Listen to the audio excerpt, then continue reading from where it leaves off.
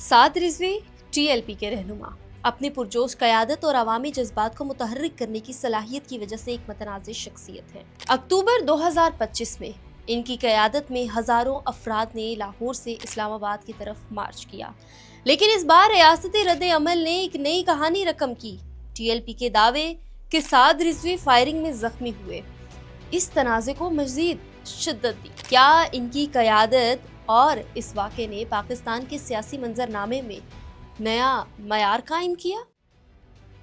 अक्टूबर 2025 के वस्त में टीएलपी के कारकुनान ने लाहौर से इस्लामाबाद की तरफ मार्च शुरू किया, जिसका मकसद अमरीकी सफारतखाने के सामने एहतजाज करना था। ये मार्च आलमी तनाज़ुर ख़ास तौर पर फ़लस्तीन के हालात से मुतासिर था, जो अवामी जज्बात को भड़काने का सबब बना। इंतज़ामिया ने मार्च को रोकने के लिए कई इक़दामात पर रुकावटें खड़ी की और सिक्योरिटी फोर्सेस ने मुजाहिरीन को मुंतशिर करने के लिए ऑपरेशन किया।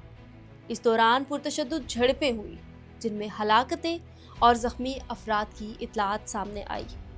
पुलिस के मुताबिक मुजाहिरीन ने पथराव, तलवार नुमा हथियार और पेट्रोल बम इस्तेमाल किए, जिसके जवाब में सिक्योरिटी फोर्सेस ने कार्रवाई की।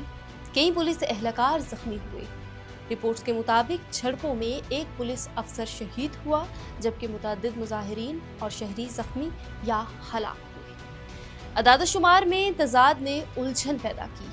टीएलपी का दावा है कि साद रिजवी फायरिंग में जख्मी हुए।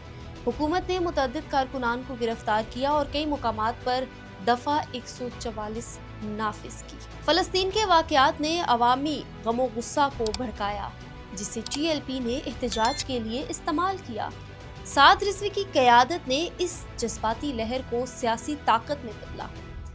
माजी की रवायात, गुज़श्ता बरसों में धरनों को बर्दाश्त किया गया या सियासी सौदेबाजियों से हल किया गया, जिसने टीएलपी जैसी जमातों को यकीन दिलाया कि बड़े मुजाहिरे रियासत पर दबाव डाल सकते हैं। इस बार ताहम रियासत ने सख्त मौक़िफ़ अपनाया कि दारुल हुकूमत तक मार्च की इजाज़त नहीं दी जाएगी। कुछ सियासी जमातें इस सूरत हाल से फ़ायदा उठाने की कोशिश कर रही हैं, जबकि दीगर फासला रख रही हैं।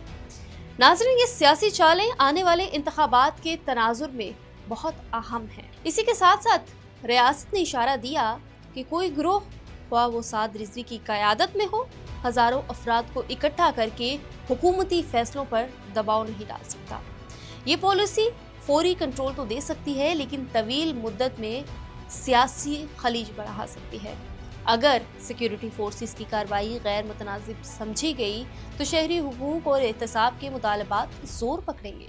साद रिजवी के जख्मी होने के दावे ने इन सवालात को मज़ीद अहम बना दिया है।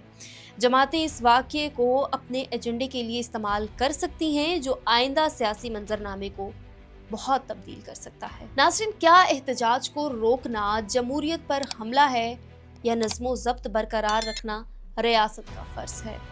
आज़ादी इज़हार एक बुनियादी हक है, लेकिन इसकी हुदूद है। जब एहतजाज तशद्दुद या शहरियों की जानो माल के लिए ख़तरा बन जाए तो रियासत की जिम्मेदारी बनती है कि अमन बहाल करे। ताहम इस अमल में शफाफियत और कानून की हुक्मरानी बहुत ज़्यादा ज़रूरी है। नाज़रीन, ये तनाज़ा सिर्फ टीएलपी और रियासत का नहीं, बल्कि कौमी मुकालमे की अक्कासी करता है।